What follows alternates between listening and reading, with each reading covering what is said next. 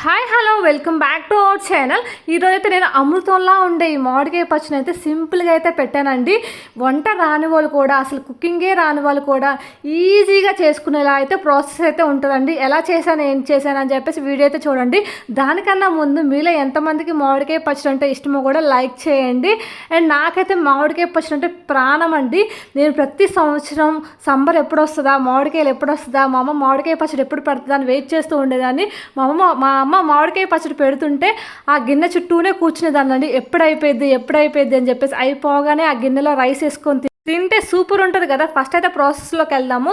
దానికోసం అయితే ఒక 4-5 స్పూన్లు ఆవాలు యాడ్ చేసుకొని, ఒక 1 స్పూన్ అయితే మెంతులు అయితే యాడ్ చేసుకొని డ్రై రోస్ట్ అయితే చేసేసుకోండి. తర్వాత దాన్ని పొడి చేసుకొని పక్కన పెట్టేసుకోండి. అలాగే మీరు సాల్ట్ యూస్ చేస్తే సాల్ట్ యూస్ చేయండి. నేనైతే కల్లుప్పు అయితే యూస్ చేస్తున్నాను.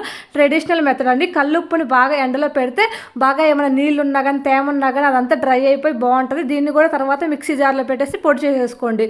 తర్వాత అయితే మామిడికాయ ముక్కలు అయితే ఇలా చిన్న సైజ్ అండి, మరీ పెద్ద సైజ్ అయినా పీసెస్ అందరు తినలేరు, కొంతమంది పడేస్తూ ఉంటారు. అలా కాకుండా కొంచెం చిన్న చిన్న పీసెస్ అనుకో తినేవాళ్ళు బాగా ఎంజాయ్ చేసుకుంటూ తింటారు. తిన్నోళ్ళు కొంచెం పడేసినా ఏం కాదు కదా.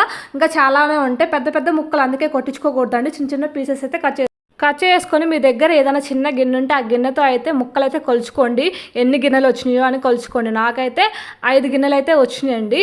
5 గిన్నెలు వచ్చాక దాన్ని ఒక పెద్ద బౌల్లో వేసుకొని దాంట్లో కొంచెం పసుపు అయితే యాడ్ చేసుకున్నాను. ఒక 1 స్పూన్ అయితే పసుపు అయితే యాడ్ చేసుకోండి. మీ దగ్గర ఉన్న ఏ గిన్నెతో అయినా కొలుచుకోండి. కాకపోతే ఆ గిన్నెతోనే మనం ఉప్పు కారం అయితే యాడ్ చేసుకోవాలి. తర్వాత అయితే నేను ఇందాక డ్రై చేసుకున్నా కదా కల్లుప్పుని, దాన్ని మిక్సీ పట్టేసుకొని కొంచెం సాల్ట్లా చేసుకొని మామిడికాయలు అయితే ఇదేంత అయితే కొలిచామో ఆ కప్పుతో కొలుచుకొని వేరే గిన్నెలో వేసుకొని దాంట్లో అయితే యాడ్ చేసేసుకున్నాను. ఒక 5 కప్పుల మామిడికాయ పీసెస్కి 1 కప్ అయితే సాల్ట్, అలాగే ఒక కప్ అయితే కారం అయితే యాడ్ చేసుకోవాలి. కొంచెం కారం ఇంకొక 2 స్పూన్లు ఎక్స్ట్రా యాడ్ చేసినా ఏం కాదండి. ఇలా యాడ్ చేసుకోవాలి. తర్వాత దాన్ని మొత్తం అయితే కలిపేసేయాలండి. బాగా అంటేలాగా ఉప్పు కారం మొత్తం మిక్స్ అవ్వాలి కదా, ఈక్వల్గా అవ్వాలి కాబట్టి మొత్తం కలిపేసుకోండి. తర్వాత దాంట్లోనైతే ఇందాక మీరు మెంతులు ఆవాలు అయితే డ్రై రోస్ట్ చేసుకున్నారు కదా, దాన్ని కూడా మిక్సీ పట్టేసుకొని మెత్తడి పొడిలా అయితే చేసుకోండి. ఆ పొడి అయితే ఇందులో యాడ్ చేయండి. మెంతులు అనేది ఒక 1 స్పూనే యాడ్ చేసుకోండి. ఆవాలు అనేది ఒక 4-5 స్పూన్లు యాడ్ చేసుకుంటే మంచి ఫ్లేవర్ అయితే ఉంటుందండి. ఇలా యాడ్ చేసుకోండి. ఈ మొత్తాన్ని మనం ఇందులో యాడ్ చేసుకుంటే చాలా టేస్టీగా అయితే ఉంటుందండి. ఇలా అయితే కలిపేసేసుకోండి. మొత్తం ఇది కూడా కలిపేసేసుకొని మొత్తం అంటేలాగైతే కలుపుకోండి. మొత్తం ఒకేసారి వేసి కలపచ్చు, కానీ మీకు చెప్పాలని చెప్పేసి సపరేట్గా వేసేసి కలుపుతున్నాను. తర్వాత అయితే వెల్లుల్లి అండి. మామిడికాయ పచ్చళ్ళలో వెల్లుల్లి పీస్ ఉంటుందండి, చాలా టేస్టీగా అయితే ఉంటుంది కదా.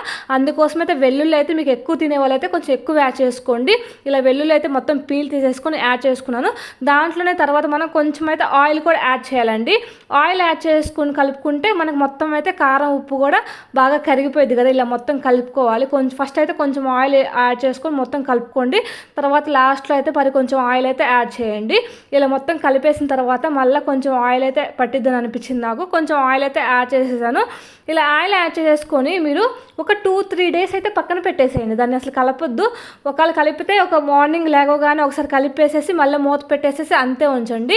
2-3 డేస్ తర్వాత మీరు టేస్ట్ చేస్తే ఉంటుందండి. ఎంత టేస్ట్ ఉంటుందంటే మామిడికాయ పచ్చడి చాలా సింపుల్, చిన్న పిల్లలు కూడా ప్రిపేర్ చేసుకోవచ్చు, అంత బాగుంటుంది. నేను మళ్ళీ కొంచెం ఆయిల్ కూడా యాడ్ చేసేసాను. అయితే చాలామంది ఆయిల్ని కొంచెం వేడి చేసి చల్లార్చి యాడ్ చేస్తారు. నేనైతే డైరెక్ట్గా నార్మల్ పచ్చి ఆయిలే యాడ్ చేస్తాను. అప్పుడే నాకు కొంచెం ఇష్టం, బాగుంటుంది ఫ్లేవర్ అని చెప్పేసి. మా అమ్మ అయితే కొంచెం వేడి చేసేసి యాడ్ చేసిద్ది. ఇలా మొత్తం యాడ్ చేసుకొని చాలా టేస్టీగా ఉంటుందండి. ఒక 3 డేస్ తర్వాత మనం వేరే జాడీలో పెడతాం కదా, ఈ గిన్నెలో రైస్ వేసుకొని దాంట్లో కొంచెం నెయ్యి యాడ్ చేసుకొని తింటే ఉంటుందండి. అమృతంలానే ఉంటుంది. నాకు చాలా ఇష్టం. నేను ప్రతి సంవత్సరం సంబర్ కోసం అయితే వెయిట్ చేసేది ఈ మామిడికాయ పచ్చడి కోసమే అనిపిస్తుంది నాకైతే. మీలో ఎంతమందికి మామిడికాయ పచ్చడి అంటే ఇష్టమో కూడా చెప్పండి. అండ్ చాలా చాలా టేస్టీగా అయితే ఉంటుందండి. దీనిలో మీరు తాలింపు కూడా పెట్టుకోవచ్చు.